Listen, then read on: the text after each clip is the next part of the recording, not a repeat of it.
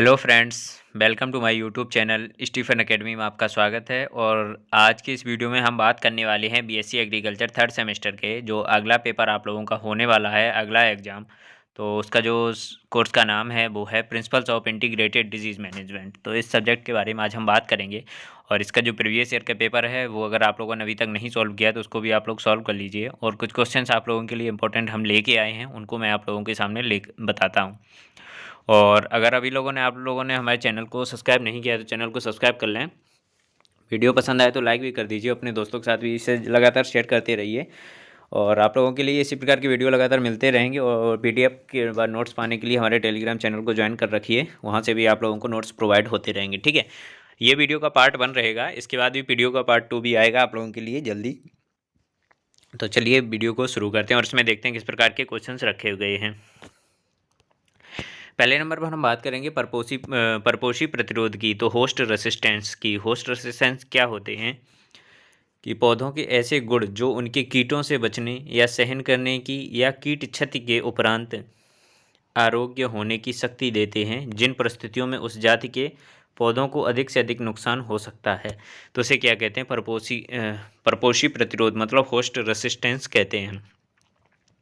पौधों के ऐसे गुण जो उनके कीटों से बचने या सहन करने की या कीट क्षति के उपरांत आरोग्य होने की शक्ति को देते हैं, जिन परिस्थितियों में उस जाति के पौधों को अधिक से अधिक नुकसान ना हो सके।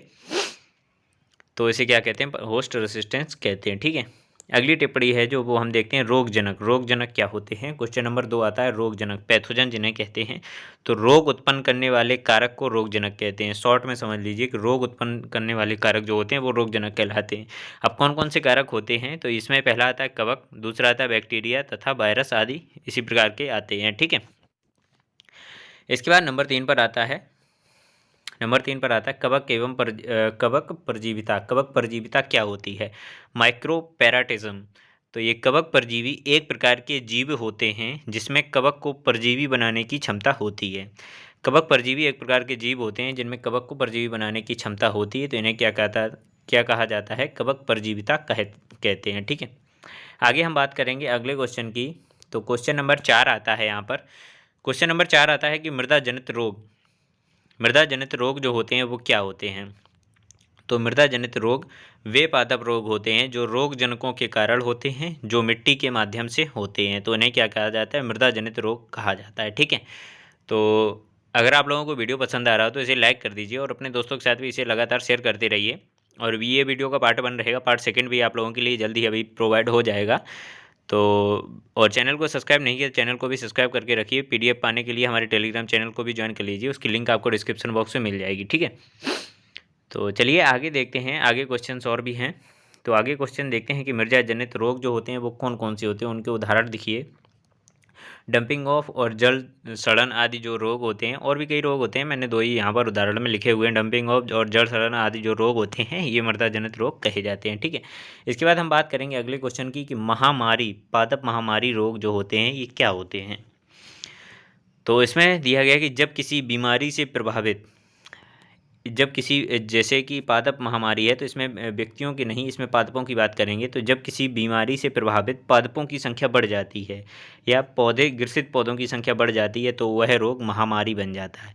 यह रोग महामारी पौधों व व्यक्तियों के समान रूप में से देखा जा सकता है। व्यक्तियों व पौधों में समान रूप से ही लगभग होता है। ठीक है, इसके बाद बात करेंगे प्रतिरोधी किस्म। प्रतिरोधी किस्म जो होती है वो क्या होती है? तो प्रतिरोधी किस्म फसल की वह किस्म है जिसमें किसी रोग विशेष से लड़ने की क्षमता होती है, तथा प्रतिरोधी किस्म किसी रोग या कीट के प्रति सहनशील होती है जो उस रोग या कीट के फैलने से रोकती है। तो इसे क्या कहा जाता है? प्रतिरोधी किस्म कहते हैं। प्रतिरोधी किस्म फसल की वह किस्म होती है जिसमें किसी रोग विशेष से लड़ने की क्षमता होती है, तथा प्रतिरोधी किस्म किसी रोग या कीट के प्रति सहनशील होती है जो उस रोग या कीट को फैलने से रोकती है। तो इसे क्या कहते हैं? प्रतिरोधी किस्म कहा जाता है।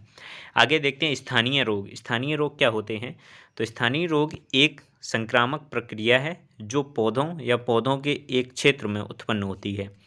स्थानीय रोग क्या होते हैं? स्थानीय रोग एक संक्रामक प्रक्रिया है जो पौधों के एक क्षेत्र में उत्पन्न होती है और वहीं तक सीमित रहती है। तो उसे क्या कहते हैं? स्थानीय रोग कहा जाता है। आगे हम बात करेंगे, एक स्थानीय रोग होते हैं, दूसरा होता है सर्वांगी रोग। सर्वांगी रोग क्या होते हैं? तो इसमें हम बात करेंगे कि संयोजी ऊतकों और विभिन्न प्रकार के अंगों को प्रभावित करते हैं, जिसमें जड़, किडनियों, त्वचा, म्यूकस झिल्लियाँ और रक्त वाहिकाएं प्रभावित हो सकती हैं। तो इसे क्या कहते हैं? सर्वांगी। ये संयोजी ऊतक और विभिन्न प्रकार के अंगों को प्रभावित करते हैं। और जो अभी मैंने बताया स्थानीय रोग एक प्रकार की संक्रामक प्रक्रिया होती है जो किसी क्षेत्र में रोगों को उत्पन्न करती है। तो ये आप लोगों के कुछ छोटी छोटी टिप्पणियाँ थीं जिनको बहुत ही इंपॉर्टेंट हैं ये आप लोगों के एग्जाम की दृष्टि से। और इसके बाद भी आप लोगों के लिए एक लॉन्ग आंसर टाइप का अभी वीडियो आने वाला है पार्ट 2 में, तो उसे भी आप लोग जरूर देख कर जाइएगा। और बाद बाकी अगर आप लोगों को कोई प्रॉब्लम लगती है तो हमारे कमेंट सेक्शन में ज़रूर करिएगा, आप लोग कमेंट कर दीजिए। टेलीग्राम चैनल को भी ज्वाइन कर लीजिए PDF पाने के लिए, वहाँ पर आप लोगों को PDF प्रदान कर दी जाएगी। चलिए मिलते हैं नेक्स्ट वीडियो में नेक्स्ट टॉपिक के साथ, तब तक के लिए धन्यवाद।